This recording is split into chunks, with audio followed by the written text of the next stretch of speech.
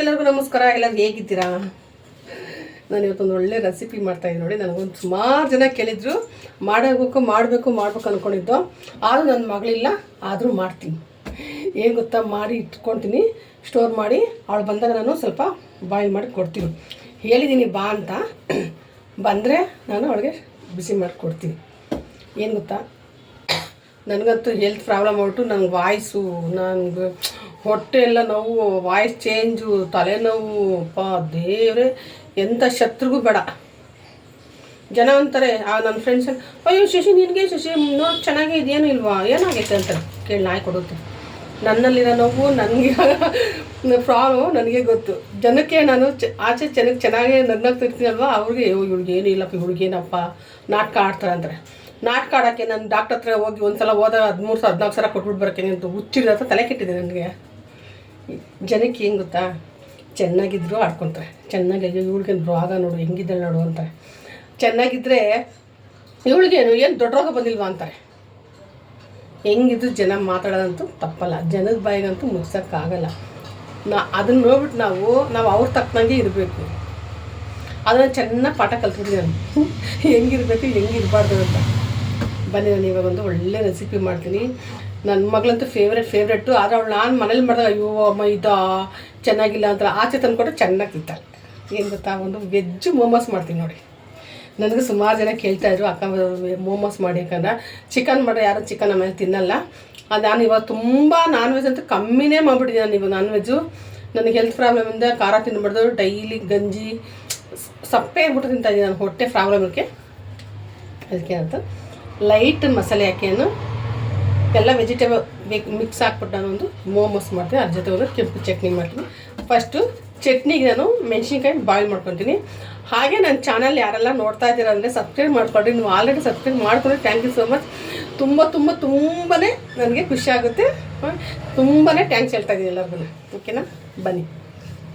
ಬಿಸಿನೀರಲ್ಲಿ ಬೆಳಗ್ಗೆ ಮೆಣಸಿನ್ಕಾಯಿ ನೆನೆಸಿಟ್ಟಿದ್ದೀನಿ. ನಾನು ಸ್ವಲ್ಪ ಖಾರ ಜಾಸ್ತಿ ಮಾಡಿ ಇಟ್ಕೊಳ್ತೀನಿ. ಆದರೆ ಬೇರೆ ರೆಸಿಪಿಗೆಲ್ಲ ಬೇಕಲ್ವಾ, ಸುಮ್ಮನೆ ಏನಕ್ಕೆ ಅಂತ. ಈ ಟೊಮೊಟೊ ನೋಡಿ ಈ ಥರ ಮಾಡಿ 4 ಭಾಗ ಆಗಿ ಇಡ್ತೀನಿ. ನಾನು ಗ್ರೀನ್ ಚಟ್ನಿ, ರೆಡ್ ಚಟ್ನಿಲ್ಲ ನಾನು ತುಂಬ ಮಾಡಿ ಇಟ್ಕೊಳ್ತೀನಿ ಫ್ರಿಜ್ಜಲ್ಲಿ. ಒಂದೇ ಸಲಿಗೆ ಮಾಡಿಟ್ಕೊಂಡ್ರೆ ನನಗೆ ಒಂದು ಸುಮಾರು ದಿನ ಬರುತ್ತೆ. ನಾನು ಆಚೆಯಿಂದ ರೆಡ್ ಚಟ್ನಿ, ಗ್ರೀನ್ ಚಟ್ನಿ ಯಾವ ಥರಕ್ಕೆ ಹೋಗಲ್ಲ.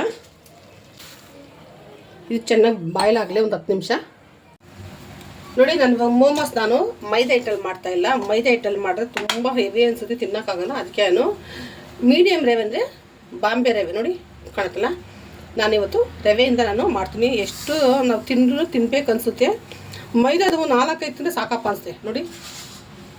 ಇಷ್ಟು ನಾನು ರವೆ ತೊಗೊಂಡಿದ್ದೀನಿ. ಇದು ನಾನು ಅರ್ಧ ಕೆಜಿ ಒಂದು 250 ಗ್ರಾಮ್ ಇರ್ಬೋದು ಅನಿಸುತ್ತೆ. ಇಷ್ಟು ರವೆ ತೊಗೊಂಡಿದ್ದೀನಿ. ನಿಮಗೆ ಎಷ್ಟು ಬೇಕು ಅಷ್ಟು ತೊಗೊಳ್ಳಿ. ಇದಕ್ಕೆ ನಾನು ಸ್ವಲ್ಪ ರುಚಿಗೆ ತಕ್ಕಷ್ಟು ಉಪ್ಪು. ಮೈದಾ ಹಿಟ್ಟನ್ನೇ ಮಾಡಬೇಕಂತೇನಿಲ್ಲ. ಇದು ಚೆನ್ನಾಗಿ ನೆಂದ ಮೇಲೆ ಇದು ಸಾಫ್ಟ್ ಆಗುತ್ತೆ. ನಿಮಗಿದು ಬೇಡ ಅಂದರೆ ನೀವು ಆರಾಮಾಗಿ ನೀವು ಚಿರೋಟಿ ರವೆ ತೊಗೋಬೋದು ನೋಡಿ. ಇವಾಗಲೂ ನೋಡಿದ್ರ ಇದರಲ್ಲಿ ನಾವು ಆರಾಮ ನೋಡಿ ಚೆನ್ನಾಗಿ ನೆಂದ ಇದು ಚೆನ್ನಾಗಿ ಬರುತ್ತೆ. ಒಂದು ಚಾಪರ್ ತೊಗೊಂಡಿದ್ದೀನಿ ನಾನು ತರಕಾರಿ ಕಟ್ ಮಾಡೋಕ್ಕೆ. ನಾನು ಸ್ವಲ್ಪ ಮಿಕ್ಸರ್ ತರಕಾರಿ ಹಾಕ್ತೀನಿ. ಒಂದು 10 ಬೀನ್ಸ್ ತೊಗೊಂಡಿದ್ದೀನಿ, 1-2 ಕ್ಯಾರೆಟು. ಇದರಲ್ಲಿ ಹಾಕೋ ಇದಿಲ್ಲ ಅಂದರೆ ಪರವಾಗಿಲ್ಲ, ಸಣ್ಣಗೆ ಮನೆಯಲ್ಲೇ ಕಟ್ ಮಾಡ್ಕೊಳ್ಳಿ. ಇದೇ ಬೇಕಂತೇನಿಲ್ಲ, ಒಬ್ಬರು ಮನೆಗಿರುತ್ತೆ ಇರಲ್ಲ, ಅದೆಲ್ಲ ಅಡ್ಜಸ್ಟ್ ಮಾಡ್ಕೋಬೇಕು ನಾವು.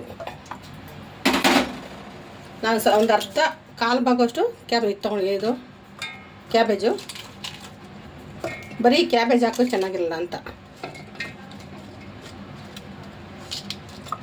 ಲಾಕ್ ಮಾಡಿ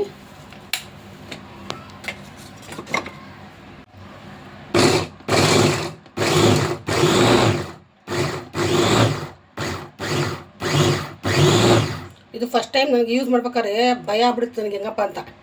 ಇವಾಗ ನೋಡಿ ಈ ಥರ ಇದೆ ನೋಡೋಣ. ನನಗೆ ಭಯಪ್ಪ ಕರೆಂಟ್ ಅದು ಮೊದಲೇ. ಎಷ್ಟು ಚೆನ್ನಾಗಿದೆ ನೋಡಿ. ಫಸ್ಟ್ ಟೈಮ್ ಏನು ಕಾನ್ ತೊಗೊಂಡು ಅಂತ ಅನಿಸ್ಬಿಡ್ತು. ಇವಾಗ ನನಗಿದು ರೂಢಿ ಆಗ್ಬಿಟ್ಟಿದೆ, ಸೆಟ್ ಆಗಿ ಪರವಾಗಿಲ್ಲ ನೋಡಿ. ಇಷ್ಟಾದರೆ ಸಾಕು ನೋಡಿ.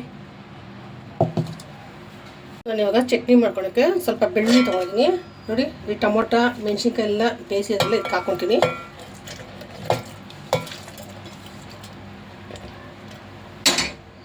ಇವಾಗ ಇದಕ್ಕೆ ರುಚಿಗೆ ತಕ್ಕಷ್ಟು ಉಪ್ಪು.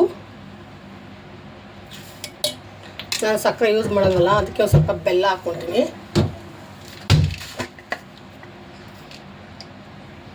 ಒಂದು ಮುಡಿ 1/4 ಸ್ಪೂನಷ್ಟು ಬೆಲ್ಲ, ಹಾಗೆ ಸ್ವಲ್ಪ ಏನು ಹೇಳ್ತೀನಿ ಜೀರಿಗೆ ನೋಡಿ, ಸ್ವಲ್ಪ ಜೀರಿಗೆ ಇಷ್ಟು. ಇವಾಗ ಪ್ಯಾನ್ ಇಟ್ಟಿದ್ದೀನಿ, ಇದಕ್ಕೆ ನಾನು 1-2 ಸ್ಪೂನಷ್ಟು ಎಣ್ಣೆ ಹಾಕ್ತೀನಿ. ಚಟ್ನಿ, ಕೆಂಪು ಚಟ್ನಿ ನೋಡಲ್ಲ ಎಷ್ಟು ಕಲರ ಬಂದಿದೆ. ಯಾವುದೇ ರೀತಿ ನೀರು ಹಾಕೋದು ಬೇಡ ಇದಕ್ಕೆ. ಈಗ ಚೆನ್ನಾಗಿ ಸ್ವಲ್ಪ ಹಸಿ ವಾಸನೆ ಎಲ್ಲ ಹೋಗ್ಬೇಕು. ಬೆಳ್ಳುಳ್ಳಿ ಹಾಕಿದಿಲ್ಲ ಅದಕ್ಕೋಸ್ಕರ. ನೋಡಿ ಚಟ್ನಿ ರೆಡಿಯಾಗಿದೆ. ಇದು ಇಷ್ಟಾದ್ರೆ ಸಾಕು ನೋಡ್ರಲ್ಲ. ಇಟ್ಟು ಕಡೆಗೆ 1-2 ಸ್ಪೂನ್ ಎಣ್ಣೆ ಹಾಕ್ತೀನಿ, ಜಾಸ್ತಿ ಮೆಣಸೆ ಆಗಿದೆ. ಇವಾಗ ನಾನು ಈರುಳ್ಳಿನ ಹಾಕೋದಿಲ್ಲ ನೋಡಿ, ಕಟ್ ಮಾಡ್ತಿದ್ದಂಥ ತರಕಾರಿ 3/4 ಭಾಗ ಆಗಿದೆ.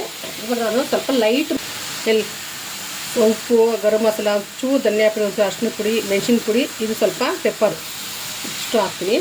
ಇವಾಗ ಚೆನ್ನಾಗಿ ಇದು ನೆಂದಿದ್ದು ಇದು ಈ ಥರ ಇವಾಗ ಇದನ್ನು ಚೆನ್ನಾಗಿ ಲಟ್ಸೋಣ. ಅದಕ್ಕೆ ಸ್ಟಫಿಂಗ್ ತುಂಬ್ತೀನಿ.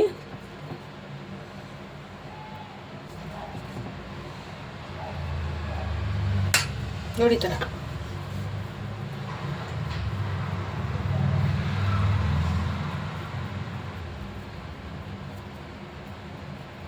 ಮಾಡಿದ್ದೀನಿ. ಮಿಕ್ಕಿದ ಎತ್ತಿಟ್ಬಿಟ್ಟಿದ್ದೀನಿ, ಸ್ವಲ್ಪ ಬಿಸಿ ಮಾಡ್ಕೊಳ್ಳೋಣ ನನ್ನ ಮಗಳು ಬಂದಮೇಲೆ ಅಂತ.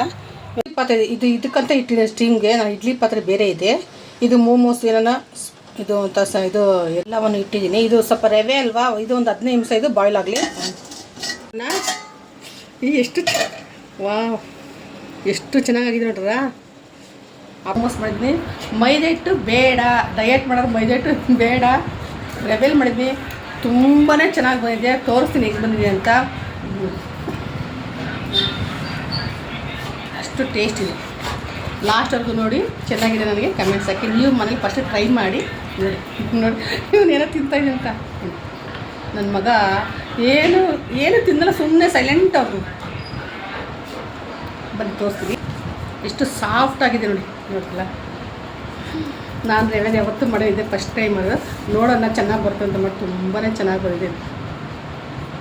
ಚಟ್ನಿ ಬೇರೆ, ನಾನು ಖಾರ ತಿನ್ನಬಾರ್ದು, ಇಂಥದ್ದೆಲ್ಲ ಒಂಚೂರು ಸ್ವಲ್ಪ ತಿಂತೀನಿ.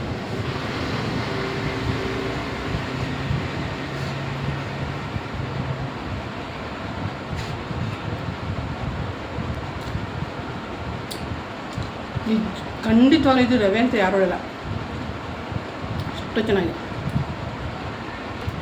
ತುಂಬಾ ಚೆನ್ನಾಗಿದೆ. ನೀವು ಸ್ವಲ್ಪ ಟ್ರೈ ಮಾಡಿ.